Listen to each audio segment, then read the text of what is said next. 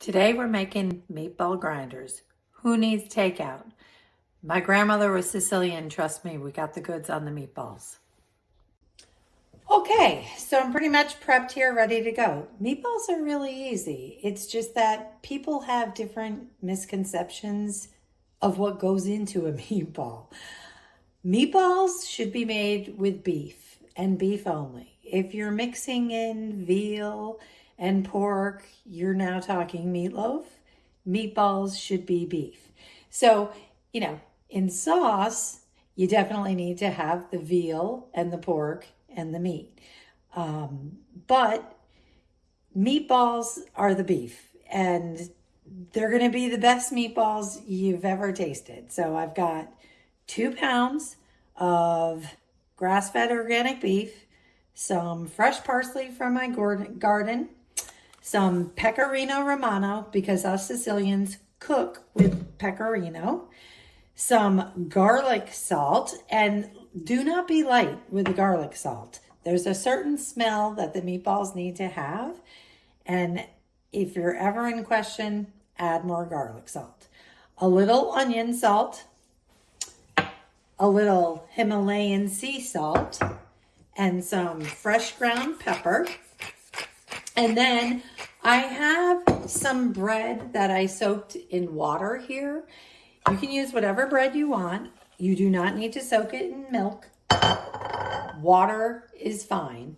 And then I'm going to mix in 2 eggs, and I'm going to get in here with my hands, and I'm going to make the meatballs. Now, we're not making a pot of sauce, and so we're not making round meatballs, and they're not going to cook in the sauce. Remember, we're making meatball grinders. So we're going to make flat meatballs, and you can have meatballs anytime you want with this method. I didn't roll my meatballs. I made my meatballs in the shape of a hamburger. They're in the refrigerator getting nice and cold because that makes frying them easier. I am using organic avocado oil, and that's what we're going to fry them in because they have a high heat temperature, and no seed oils. So we're going to let this get up to temperature and start frying. So the oil has come up to temperature here, and I'm going to slide my meatballs in. You can hear the splatter, which is good. So people don't typically like to fry their meatballs. They like to bake them. But when you fry them, and you're only going for one flip, whether they're like this or they're round, you only want one flip. And frying is better because it gives them the nice hard crust on the bottom. And that's the texture of the meatball that you're really looking for. So try frying your meatballs. I'm going to fry these. I'm going to put them on a rack here so all the grease can drip through. And then I'm going to finish cooking them in the oven. We'll put our sandwiches together. So while the meatballs are frying, we're working on the grinder roll. We're going to make some garlic bread on the grinder rolls. It's going to taste delicious. So you can see Brendo here is grating some garlic. If you have a little grater like this, it makes it so much easier. If not, put it through a garlic press. But for garlic bread, you really want that garlic finely grated.